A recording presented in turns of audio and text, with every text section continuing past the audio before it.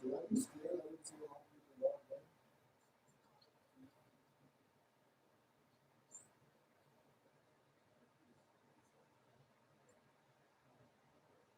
I thought they would drop him into a second thing.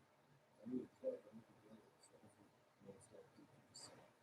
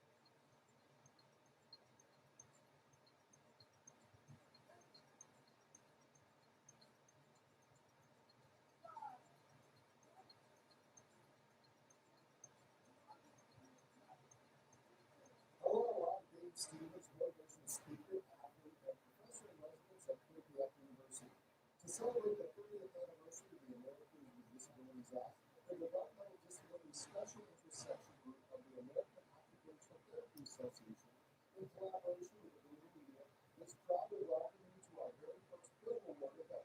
We're here tonight to highlight the acceptance and inclusion of individuals with disabilities in film, as well as awareness. The impact and marginalization of negative attitude towards people with disabilities also affects access to opportunities and the provision of care.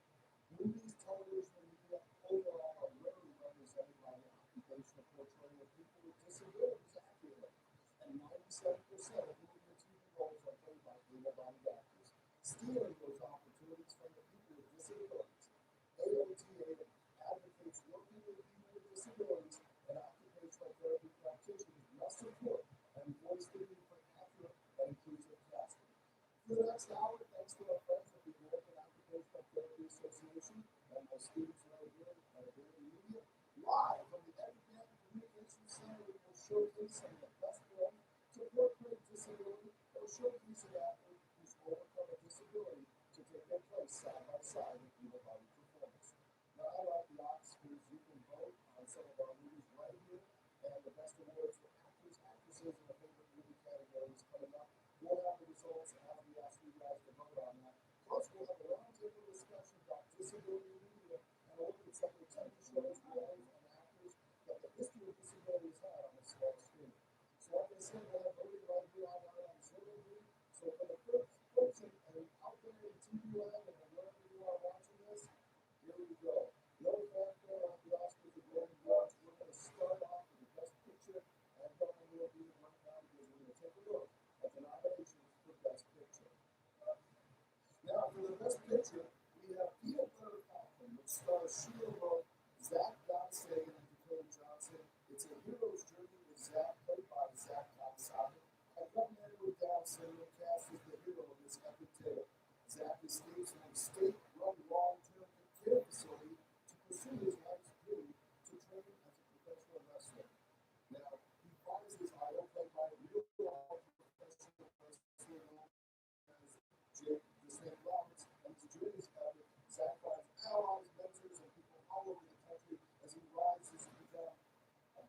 big stop in this role. This was the highest grossing independent film of the year at only 23 million.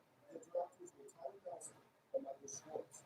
Now, the next movie we want to talk about that I can vote on, and again, you can vote right here on Zoom, is Keep the Change, which brings the representation of autism as a personal story and by actors who have autism. Keep the Change is a story of choices that individuals make when navigating the world and desire for deeper relationships. David, played by Brandon Polanski, and Sarah was played by Samantha Olsen, lead a social program at the Jewish Community Center. This movie is directed by Rachel Israel, and Keep the Change adds to the authentic representation of how autism is portrayed in media. The brilliance of the film supports the ongoing conversations about the merits of authentic casting and pop culture portrayals of people with disabilities. Next on our portrayal tonight is Wonder, which is directed by Stephen Chomsky and is based on a novel by the same name. Audrey, played by Jacob Tremblay, was born with Treacher-Collins syndrome, and after his 27th surgery enabling him to finally see, hear, smell, or speak, he goes from homeschool to a private school. And when school starts, Audrey is ostracized by classmates, but soon forms close friendships and ends the school year, winning an award for strength and courage shown throughout the year. His prosthetic makeup took over an hour and a half to apply each day, leaving some critics to wonder if the decision to cast an actor without a condition as Audrey is undermining the film's message. Next up is Quick Clip, a disability revolution. A winner of 2027 Film Festival Audience Award for documentary by directors Nicole Newman and Jim Brett, is the origin story of disability rights movement in America, an inclusive camp for the handicapped in the Catskills that tells the story of intersectionality of marginalized communities who together ignite their righteous anger to catapult a decade-long fight for civil rights. Quick Camp chronicles the importance of building spaces for people with disabilities to organize. And finally, a short film from Working Big Oceans, Lewis gives insight into the educational experience of a young boy who's deaf. Lewis captures both the personal and academic challenges associated with deafness and use of a hearing aid. Misunderstandings and misconceptions on behalf of Lewis's classmates and teachers leads him feeling disconnected from his environment, both figuratively and literally.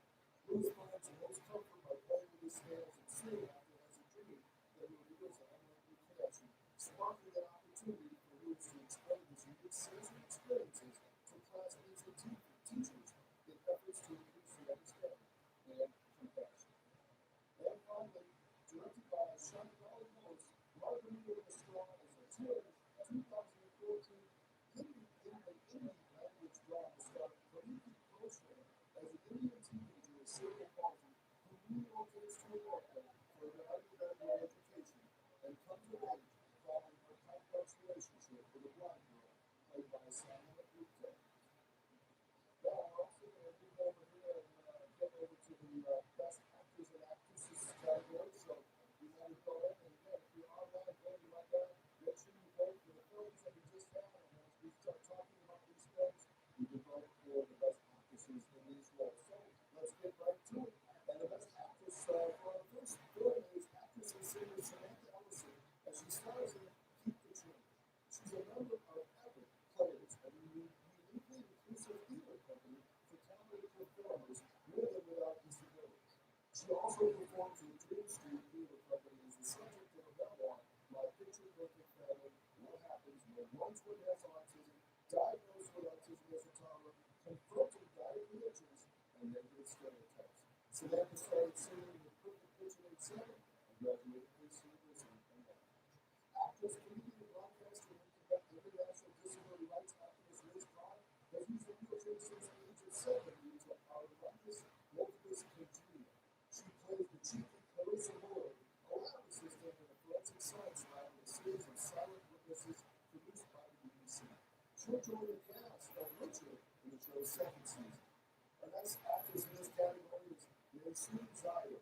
She's an American actress, comedian, and activist who describes herself as a Palestinian Muslim with cerebral palsy from New Jersey. She debuted in a recurring role of Zahar Nur in the ABC daytime soap opera General Hospital. She has presented at annual TED Talk and a TED Talk has been viewed by over 1 billion people. Next up in our Best Actress category is Caitlin Pocho. She's an activist and promotes various causes ranging from health, education, and women empowerment and gender equality. In Showdown Moses' Unbelievable Strides, we just mentioned, Pocho plays Marlita, a teenager with cerebral palsy discovering her own sexuality much to her conservative mother's horror. She was also the brand ambassador of the Singing for Kids section aimed at creating awareness about disability issues at the Lights in the International Film Festival. Now, next category, and we have to keep voting because we want to do closing results right after this part. So, let's go right into the Best Male Actor. And heading up that category is Matt Fraser. He's an English rap musician, actor, writer, and performance artist with charisma and boost India. He has performed in the role of Shakespeare's Richard III at the AOTA Theatre in 2017, and in 2019, Fraser played Raymond Van Buren in the BBC One adaptation of Philip Pullman's fantasy trilogy, These Dark Materials. Next up in the Best Actor category is Zach Gottsager. As we mentioned, he received a standing ovation when he and his co-star Shia LaBeouf presented the Best Live Action Short Film on stage at the 2020 Oscars. And that was for good reason, because Zach is the first person with Down syndrome to present at the Oscars. He's an actor known for Peanut Butter Falcon, Outlast, and the soon-to-be-released movie God Save Queens. And Steve White is an American actor and comedian best known for his recurring role Steve, a friend of the lead character Ronnie Hassan on the Hulu series Rome. White was born with muscular dystrophy, and in addition to being an entertainer, he's an advocate for disability rights and universal health care for actors with disabilities in Hollywood. White also works as a high school substitute teacher. And finally, for your voting pleasure, Steve Brandon is a British actor with Down syndrome. His debut as the lead in the feature film My Mark has garnered a great deal of accolades with the film's recognition at a number of festivals worldwide, including Cirque West in California and the Edinburgh International Film Festival in 2016. So, hopefully all the votes are compiled. If you've got it in, I think we're going to further our break here, and when we come back for that, we will have the results. So stay with us. Coming up next, we'll have our roundtable and take a look at some of the disabilities in film. Hi, I'm here today with members of the Developmental Disability Special Interest Section of the American Occupational Therapy Association, and we wanted to take a moment to talk about why this program is so important to us. Dr. Whitney, why is authentic representation of disability in the media so important? Thank you for that question, Karen. Really, the way we see and hear and feel about different people and how they're represented can shape how people with disabilities are received in the world, and ultimately shapes the public narrative. And we don't allow individuals with disabilities to represent their own stories in their own voices. Really dismissing them as creators of their own story. And when we silence voices, we suppress their agency and we feel authentically with representation of disability in film, media, and pop culture. And ultimately, this both perpetuates and increases inequities. Dr. Walsh, how do we advocate for this accurate representation of persons with disabilities in the film and in the media in general? Karen, any advocacy really begins by simply raising awareness around an issue with the intention of changing circumstances, context, or demands for an alternate outcome. When someone thinks about advocacy, having and actioning a support network is a critical first step. The next two would be to identify and then get in front of decision makers for any problem, cause, or population to get the outcome change that we're looking for. Those with disabilities need help of champions to raise awareness and move the needle towards increasing inclusive opportunities for representation in our media. Arguably, inclusion of individuals with disabilities into regularly viewed and contemporary media shapes public perception. It shifts society's cultural norms by incorporating diversity, equity, and access for the disability population. We've seen the impact of this type of inclusion, and by seeing someone like me, individuals with disabilities see opportunities that may not have existed before. What is possible is no longer constrained. Addressing the social justice issue of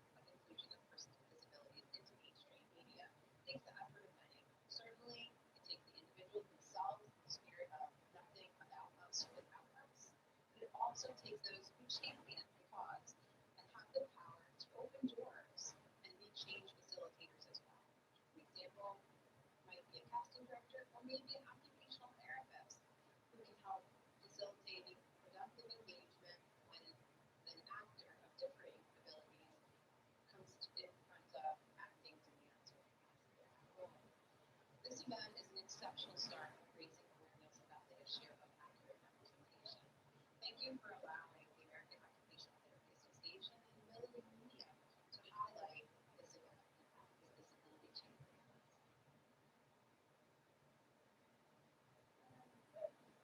Welcome back to AOTA at the movies. I'm Dave Stevens. We want to spare no expense because the voting is in. I have the envelopes all ready to go. Thanks to Kevin Bobcat, our firm, that has put this together. And the winner of the best picture is Peanut Butter Falcon. Peanut Butter Falcon, of course, was the movie that we mentioned earlier with Shirley Bolt and Zach Johnson. The hero's journey with Zach, who has Down syndrome. So let's get next up to our lead actor. And we got another envelope here. So let's do that. And the best actor award goes to, we just mentioned Peanut Butter Falcon, Zach Johnson. He can't be here, obviously, to accept this amazing award. But again, a great performance by a great movie and a great actor again breaking through in this role, showing what we can do with Down syndrome. And so, last but not least, in our third category for the best actress is. All right, that's it. Nelson Zaire, as we said earlier, she was a big part of the movie that we had. Sorry, lost my place here. She was the American actress, activist who was a Palestinian Muslim in Silicon Valley from New Jersey. So that's pretty cool. Thank you guys again for your voting. We will continue to have voting for the other categories coming up. But right now, we're going to talk a little bit about something that is near and dear to my heart. It's the movies that have lead actors in roles that are played by able-bodied actors that are performing as a disabled being. Now, this is in no order or any kind of voting as far as talking about it. It's just a discussion point. So let's go to some of the top movies with the lead character in a disability role. First off is my favorite, Forrest Gump, played by Tom Hanks. He had a great career in this movie, spanning from football and going to war and all kinds of situations that Tom Hanks was put in as that lead role. It was a great movie. Next up is My Left Foot, starring Daniel Day-Lewis, and that's also a great movie that won him an Oscar. The Miracle Worker is another one from back in the day, the story of Helen Keller, played by Patty Duke, a wonderful movie that has held up over the test of time. Next up is Tom Cruise, one of the greatest actors of our time, who took on the role of a disabled vet being born on the 4th of July. Another one from back in the day, Cher and Eric Stoltz starring in Mask. Of course, Mask is the story of a young man who's disfigured and has to go through life with this disease. Rocky was such an inspirational real-life character, and of course, portrayed by Eric Stoltz in the day-to-day life of Rocky. Next up is Ray, played by Jamie Foxx, one of the best ever roles by somebody who really embraced the role of that actor. He looks exactly like Ray Charles, and you gotta watch that, especially since he sings in the role of Ray Charles. I Am Sam is next up, played by Sean Penn, who of course had the role as a person with a mental disability trying to keep his child and be a parent. Next one might shock you a little bit is Finding Nemo 1 and 2. Of course, Nemo had a little friend that was crippled and couldn't go and swim like all the other fish. And if you haven't seen that movie, it's not watching the new kids. The Upside starred Bryan Cranston, who had a disability and was in a wheelchair and was taken care of by a worker. Another kind of a feel-good story, buddy film, and that's what is also worth a watch. Beautiful Mind starring Russell Crowe. I have to tell you about that because that one is one of the legendary films. Benny and Joe from back in the starring Johnny Depp, of course, dealing with mental and physical disabilities in that one. One from the 60s that was before a lot of our times, Charlie, played by Cliff Robinson, a great movie showing the struggles of a man living with a mental disability. The Elephant Man, John Merrick,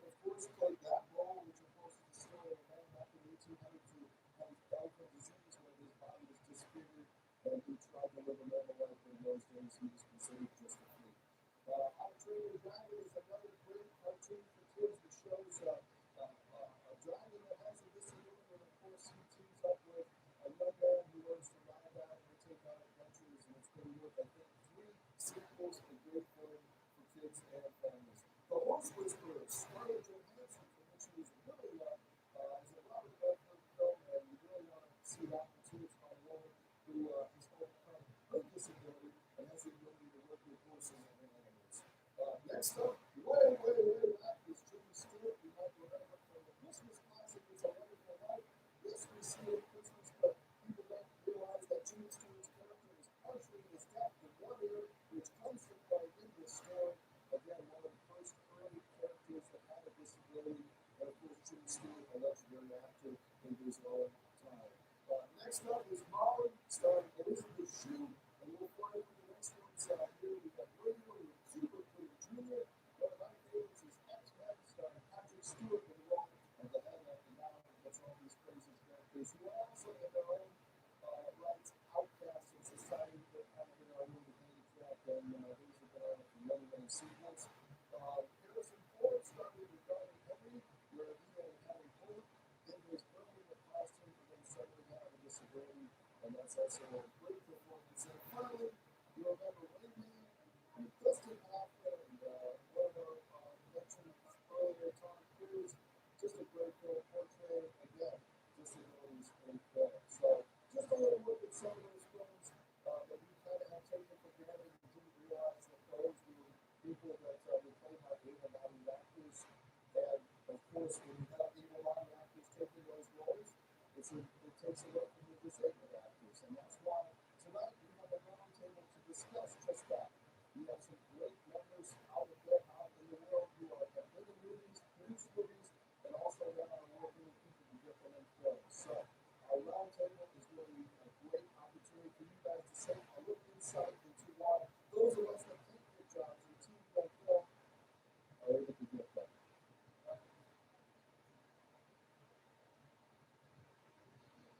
And we have a great roundtable discussion. I've got some awesome guests. Two of them we want to get to right off the top. One of them is about Betty Ryan, and I'm so glad he's joining. Nate Warner. Nate's story is amazing because he was very little away, went back to college at age 30, became a star hero, and then came back and played this role called He also has stand-up also makes movies and has veterans now in his movie projects. So Nate, thanks for taking time. And also on the screen with me is Dr. Wendy Walsh. She is a developmental American occupational therapist specializing in the special interest section. So again, thank you for joining us. And Nate, as we get into this discussion, we're talking about what has been the problem with people with disabilities, veterans like that, not being in movies, and you have changed that by the things that you're doing. Tell us about what you're doing and why. Well, yeah, Jay, you're going to join us soon, I'm sure. We worked on a project about a year ago out in Massachusetts. That was the first feature film that I came up put together. We had literally no budget, but half the cast including more. We had quite a few veterans too. Take one. That's been that much left.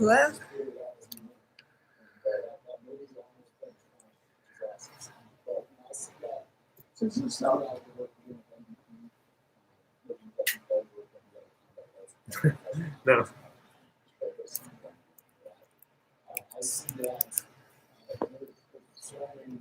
Must be something with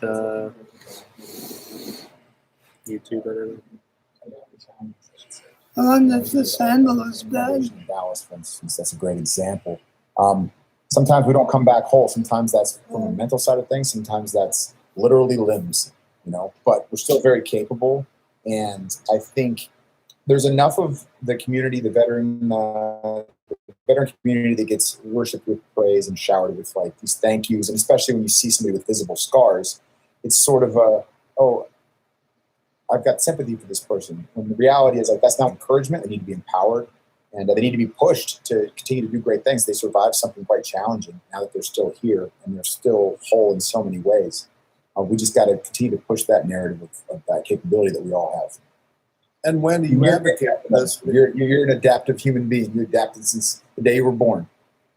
That's right, Nate, and I appreciate that and our friendship. And Wendy, I want to talk to you because you try to help these people when they overcome their injuries, veterans come back, all these, you're able to get them back into the real world and get them into movie roles, production roles, and all these kind of things. So absolutely.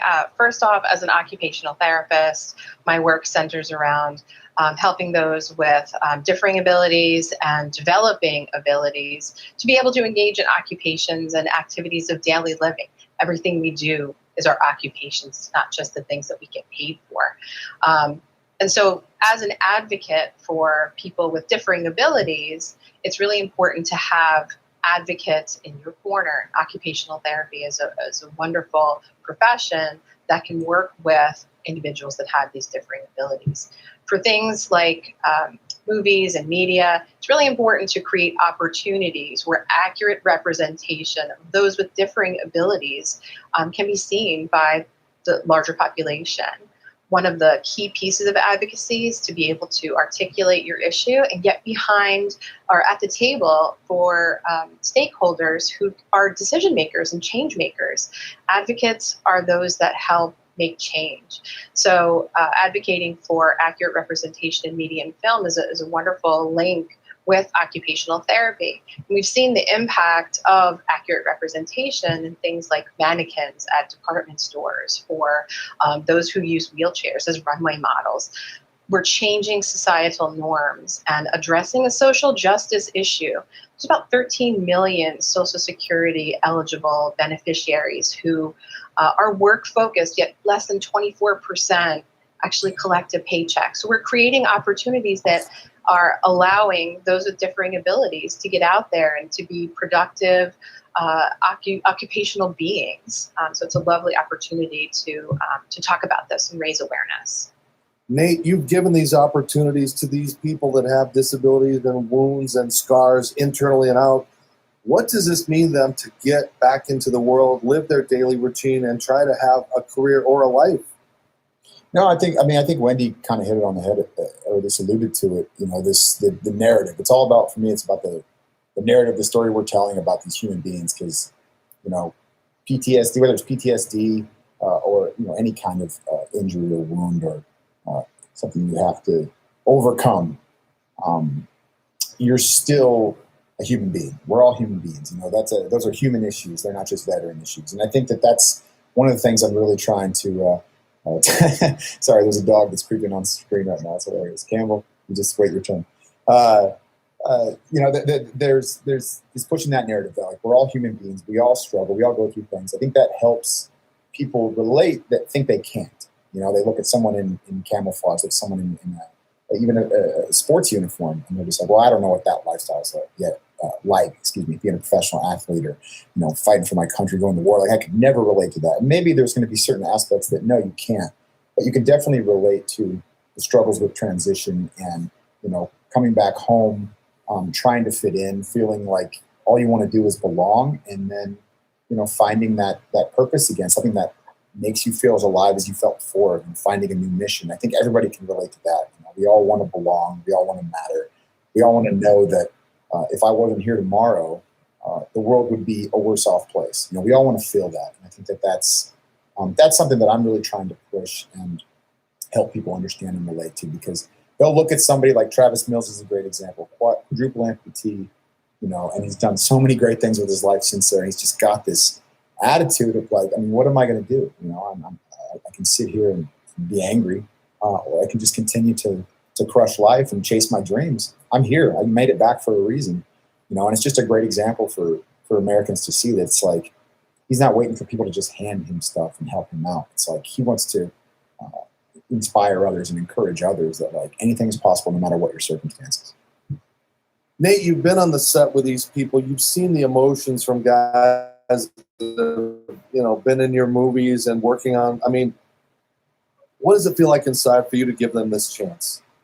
It's not really me giving them the chance. It's honestly like, this is what Americans want to do. Like, generally, I think most of us, like, we want to find ways to help veterans and give those opportunities. We just often don't know how.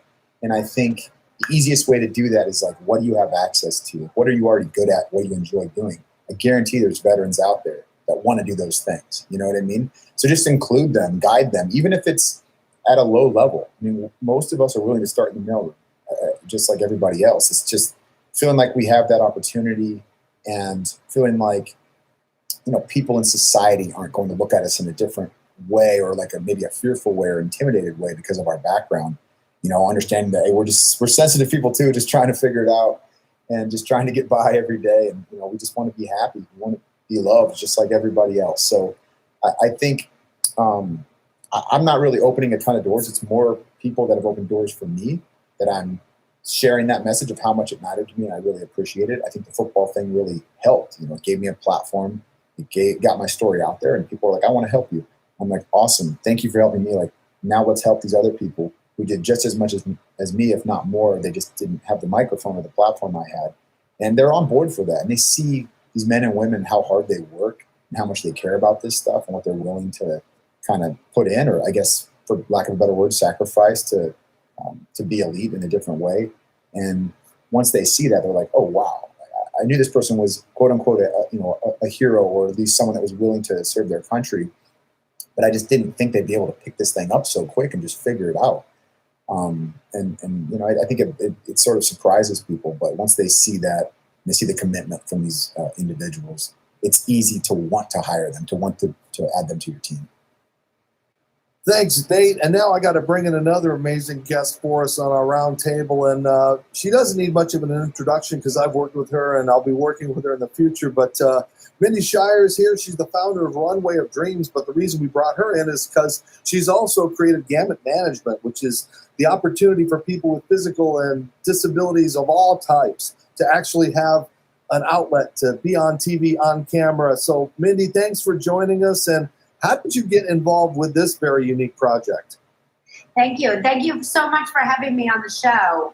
With the creation of Runway of Dreams, which works within the fashion industry and helping with inclusion of mainstream brands and people with disabilities, suddenly other industries or other brands started reaching out to Runway of Dreams to be connected to people with disabilities in everything from developing product all the way up to the entertainment industry. Delta, for example, reached out to us and said that they want to start having people with disabilities in their in-flight videos. Can we please help them with that? And when these requests kept coming in, it became very clear to me that if they were reaching out to a nonprofit that really didn't do this for a living, as a core part of our business, and that must mean that there's a hole in the market. So in 2019, we created Gamut Management, which, as you said, is a talent management company exclusively for people with disabilities. And we love what you do. And Wendy, we've already seen how important it is to get people back into those roles. So, what is your job? What is the occupational therapist's job to make sure that they can get out there and act and walk and do these things that regular actors can do with ease? So occupational therapists can address both the science of movement and task analysis, but also the art of performing occupations or everyday activities in a way that's safe and maximal. So working with someone like a casting director to be able to make sure that an actor on set might have the right types of positioning or seating surfaces, or be able to manage their clothing, when we think about costuming, or to be able to, when challenges of the job become too much for that actor, or it backs up against capacity or capabilities, be able to work on coping strategies, or to address or train the rest of the crew to how to best integrate someone with different abilities into a casting set or a photo shoot or what have you.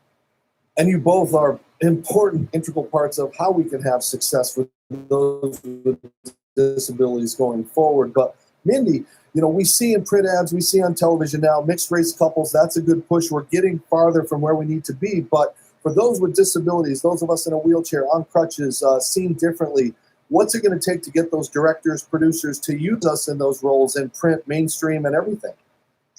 It's an excellent question, because it is actually one of the reasons why I formed Gamut Management, is to really rebrand who people with disabilities are and roles that they can fill. And the notion that just because of the character is a mom doesn't mean that she can't be in a wheelchair or have a limb difference. And really understanding that people with disabilities can fill any role, and it doesn't have to be written for somebody with a disability. One of my favorite quotes is, if you can't see it, you can't dream it. And I think that's something really important to recreating, who we see in our public image. a movie is being shot, then in the crowd scenes, we should be seeing people in wheelchairs or limb differences or have Down syndrome. It's a part of our actual world and the landscape that we live in. So one of the big factors of what we do at Gamut is really work with casting directors or producers to help understand the population. Again, to Wendy's point, is really understanding how to work with them, how to navigate the needs of people with disabilities, and understand that they are just as good in roles as able-bodied people can be. And to that point, I hosted an Easter Seals charity function before lots and lots of people. We raised over $300,000, but I was probably the first time they've ever seen a host without legs. And I think at first they were taken aback. I'm such a goofball, you know how I am. But is the world, and I'll start you off, Dr. Walsh, is the world prepared for people with limb differences and physical differences to be seen and not just be stared at? Absolutely. I think it's we want to represent people accurately and also have a sense of diversity, equity, and inclusion across society.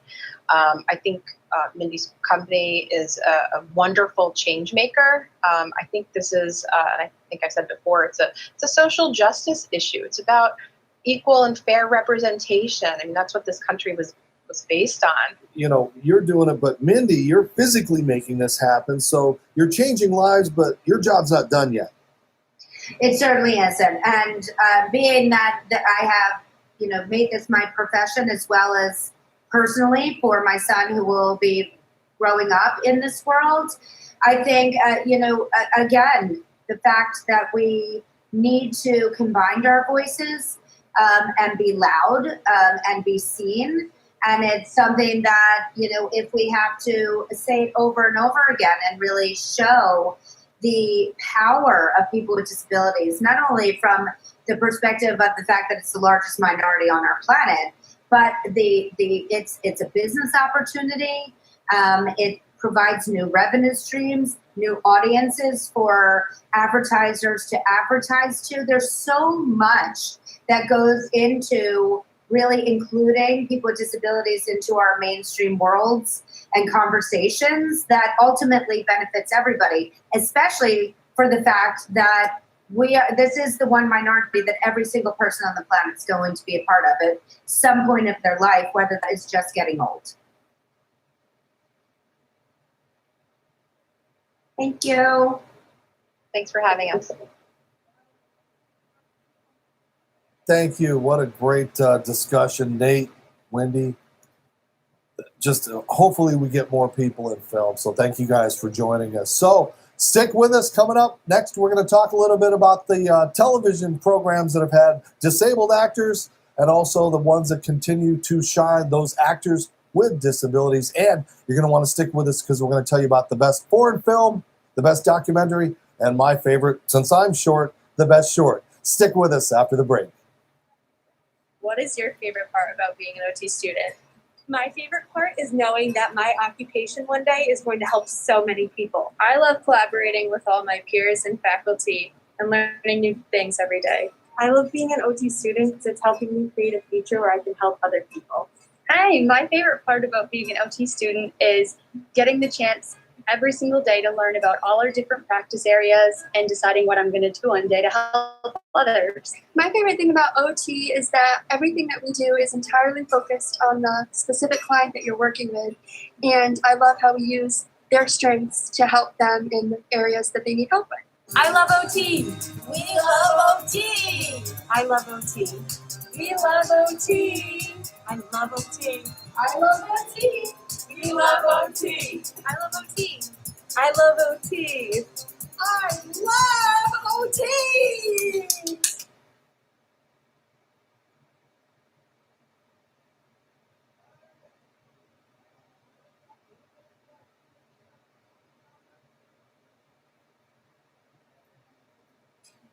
All right, thank you, and welcome back to our show. And we are now going to tell you a little bit about some films that always don't get the recognition, just like in the Oscars and the Golden Globes. But I want to tell you about a couple of films we've picked out for the best international films. And again, you vote right now on Zoom, and we'll have those for you at the end of this segment. So let's get started with the international films directed by Shonali Bose. Margarita with a Straw is a 2014 Hindu Indian language drama starring Kakali Kochan as an Indian teenager with cerebral palsy who relocates to America for her undergraduate education and comes of age following her complex relationship with a blind girl played by Satyani Gupta. The next one is Notes on Blindness, written and directed by Peter Milliton and James Spinney. It premiered at the Sundance Film Festival in 2016, and this ambitious and groundbreaking film is both affecting and innovative and has been heralded as one of the most essential British documentaries. Since premiering at Sundance in 2016, the film has played in over 20 international and 40 international film festivals, and it won the Best Documentary at the British Independent Film Awards. It was also nominated for 3 BAFTAs, including Best Documentary and Outstanding British Film. And finally, directed by Jane Gull, My Feral Heart is a story of a fiercely independent young man with Down syndrome who's forced to live in a care home after his elderly mother dies. Ultimately, a film of discovery, Luke, played by Stephen Brandon, struggles to settle there, both frustrated at having his wings clipped by its rules and unimpressed by his new housemates. His illicit escapes take him on a world of adventure where he discovers the others who are not so different at the end of the day. And those are our best international films. So again, jump on Zoom, just vote for those, and we'll have those at the end of this. Now, the best short. Well, the best short, we have a couple of them, and since I'm short, like I said, I really enjoy these films. The best short is The Silent Child. It's a British sign language short film written by and starring Rachel Shenton and directed by Chris Overton. Libby is played by Mae Sly, and she's a 4-year-old girl who is profoundly deaf and lives a silent life until a social worker, Joanne, played by Shenton, teaches her how to communicate through sign language. Now, this film won an Oscar for live-action short film at the 90th Academy Awards, and the film's television debut on BBC One was viewed by an audience of 3.5 million people. Next up is Single. It's a relatable anti-romantic comedy that delivers an entertaining and insightful examination of human connection. It also challenges preconceived notions of life with a disability. This film stands out for its fierce authenticity. It features a story of 2 individuals on a blind date. She has one arm, he has one hand. She is tired of the status quo, and she hates the expectation of being with someone like her. Single offers its viewers a catharsis of entertainment as they watch the date progress and the lead actress's antisocial tendencies. And next up is The Complicated Dance to the Wheel of Life. It's set in the Philippines and directed by our Germano Rabita. This film is based on a true story, Michael, who's losing out hope. For him, his life is already a mess. His dreams are not meant for him as a young man with a disability, but as he rolls in his wheelchair, he encounters people who change his view on life. And through those encounters, he learns how to do complicated dances to the wheels of life. And finally, Kukanka Stand Tall. Filmmaker and professor Marlene Booth directs the story about the life and legacy of Kanalu, who at 15 years of age became a quadriplegic after a diving accident. The film is Kanulu's story of being a big life, and after earning a PhD in Pacific Island history, he was a professor of Hawaiian history at the University of Hawaii at Manoa, where he taught the importance of Hawaiian values in present-day living. And our final category is, of course, the documentary. And Zoom voting will continue until we're done reading this. So, first up, for the best documentary, this feature-length documentary, Code of the Freaks, is a radical reframing of the use of disabled characters in film and an examination of Hollywood's representation of disability through cliches and hollow inspirational narratives, or as some disability activists call inspirational porn. Director Salome Shasnoff attempts to counter these formatic entertainments with a powerful corrective and dares to imagine the cinematic landscape that takes disabled people seriously. Next up is Crip Camp, A Disability Revolution.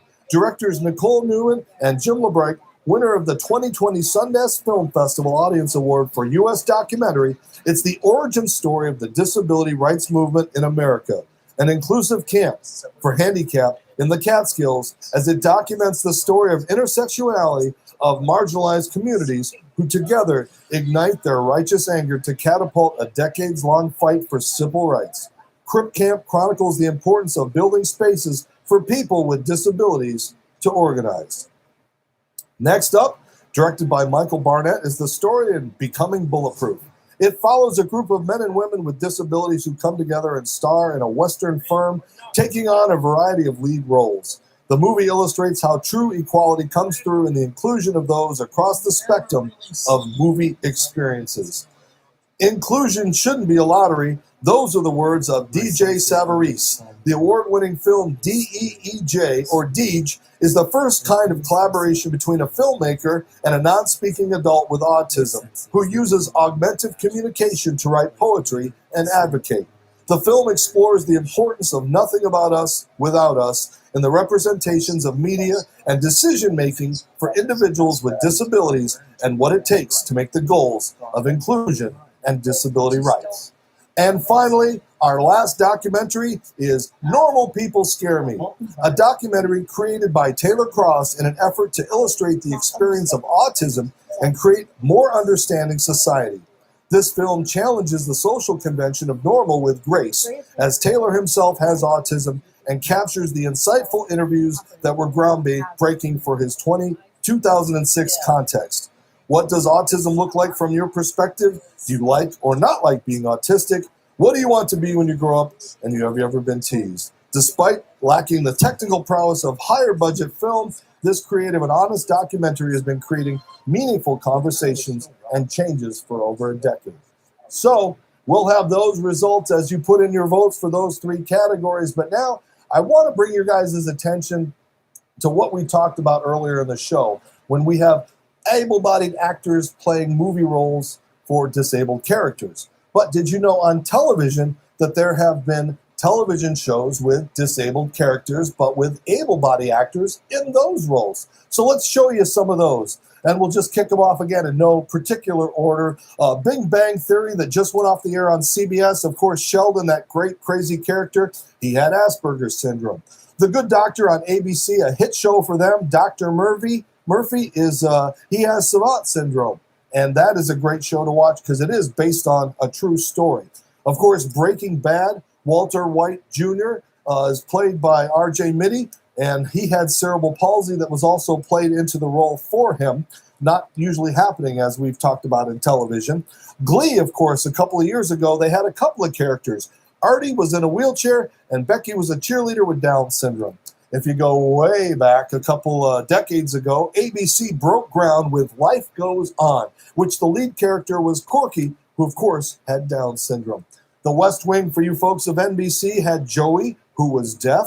If you go way back to the end of the 80s, LA Law, Benny was developmentally disabled and was a main character for that show for the entire run of LA Law. You take the good, you take the bad, you take them all, and there you have The Facts of Life, which had a character that was groundbreaking for NBC when they had Jerry, who had cerebral palsy, that was played by a real-life actress and comedian that was in that role.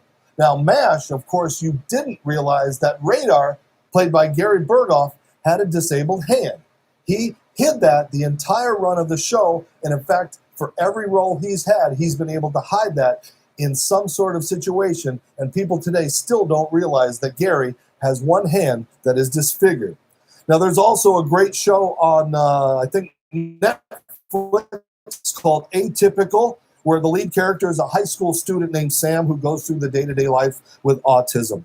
Speechless, of course, was just on ABC. The lead character was played by JJ, who couldn't speak, who communicated with a computer and had severe cerebral palsy. It was a great show, a lot of humor that looked at life for someone who really has a severe disability. And CSI, Dr. Robbins, for many years, of course, was played by an actor who actually had a leg amputation. And that's just some of the look of the roles that we talked about for able-bodied actors playing a disability. Now, I want to give honorable mention to a show that I've watched for a long time called Family Guy, which is, of course, created by Seth MacFarlane. Joe Swanson is the main character on that cartoon show. He lives in a wheelchair, and again, they poke fun of disability, but they showcase in a way that, yeah, you see what's wrong with our society. So now we have also talked about that there are actual actors with a disability who've played many fine roles, and we're going to take you to that right now. Of course, one of the biggest, and you guys will remember a long time ago, but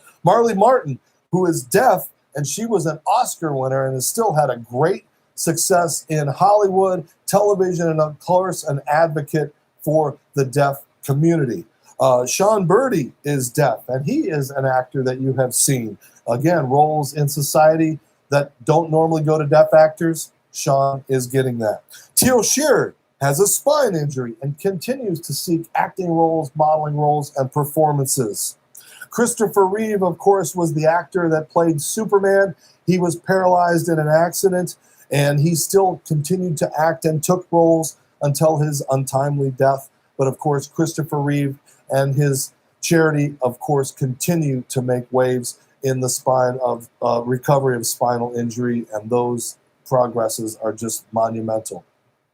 Next, Daryl Mitchell is another actor who has had a spine injury and has overcome that to have acting roles in mainstream performances. We talked about Breaking Bad's R.J. Mitty, and again, an actor who was able to put his cerebral palsy into that role, and he did a fine job. He is now an activist and actor and continuing to try to create roles for people with disabilities. Millie Bobby Brown. Now, stranger things have happened, but Millie Bobby Brown is, I jumped one. Dan Aykroyd has Asperger's and Tourette's syndrome. You remember Dan Aykroyd from Saturday Night Live and all the movies, comedy, and serious that he's had in his lifetime. A great actor who has dealt with Asperger's and Tourette's syndrome. Now, Millie Bobby Brown, who you see from Stranger Things, and she is hearing impaired, and she has been a role model for the youth, as that show has really, really made an impact for her being a role model and being hearing impaired. Jim Carrey, one of the greatest comedians and actors of our time, has ADHD. Let's go way back to the silent era for Charlie Chaplin. One of the greatest silent actors from our time, Charlie Chaplin, had Asperger's, but this little misfit was able to have a successful role in television or in movies, and then later in life as a filmmaker himself. Peter Dinklage, of course, from Game of Thrones, you remember him in the lead role on that, is an actor that has portrayed comedies and movies and all kinds of things, and he has dwarfism. Michael J. Fox, from his roles in Back to the Future and all of his television shows, of course, we now know he deals with severe Parkinson's, and Michael continues to try to take roles. He's taken a little fewer acting roles as his Parkinson's has increased, but that hasn't stopped him from being proactive in the treatment to hopefully find a cure for this disease one day. Daniel Radcliffe, of course, you remember him from his roles in the Harry Potter films. He has dyspraxia. Will Smith, one of the greatest actors of our time, can play any role, including Muhammad Ali. Really, really has done great as a rapper, singer, performance artist. He has ADHD. The talented Robin Williams had ADHD, Asperger's, bipolar disorder, and of course, tragically at the end of his life, he had Asperger's and he took his own life. And finally, last but not least, hey, it's the Fonz, Henry Winkler, who is, of course, was known for his role on Happy Days and continues to act and direct, has dysgraphia, and continues to do that, overcoming what he has been through. And that's just a list of some of the names. And again, it really is awesome to have actual actors that have overcome so much to be able to contribute to society in film, television, and production. So it was an honor to be here tonight for these wonderful people that are really out there trying to change the world. So we appreciate your support, your watching us, and the love. For all of us at Ability Media, continue to support us. And thank you, and have a good night. Well, as we close our wonderful event tonight, just want to remind everyone that when individuals are given space to represent themselves instead of being represented by others, Self-representation erases exploitation and generates a richer, more authentic consideration of those with different abilities than our own. Stigma and stereotyping result when individuals are not afforded the opportunity to represent themselves.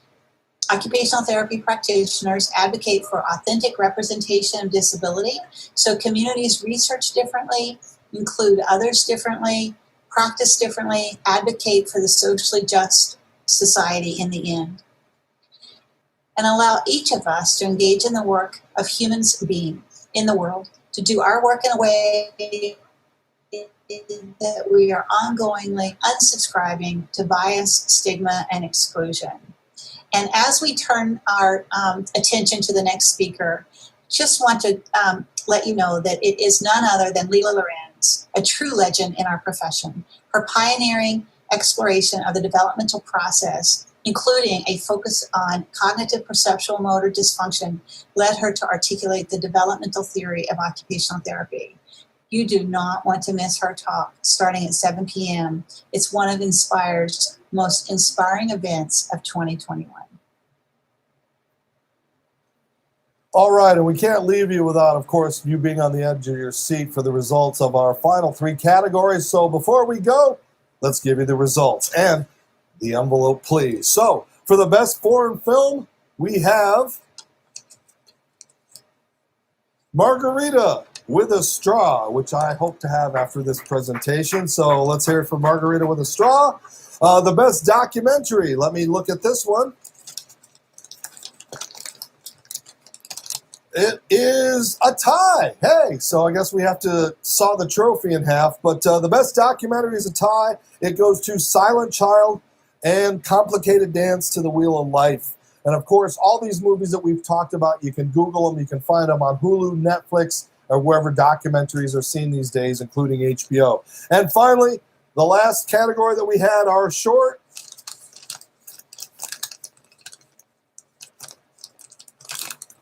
And the winner is Crip Camp, A Disability Revolution. So congratulations to our winners. And again, thank all of you tonight for being a part of this amazing evening where we thought outside the box and took a look at film, had a positive discussion about where we want to be and where we hope to end up in the future. And again, we want to thank the American Occupational Therapy Association for letting us showcase this with my friends here at Ability Media. I'm Dave Stevens. Continue to support the disabled world out there, and all of us, thank you and have a great night.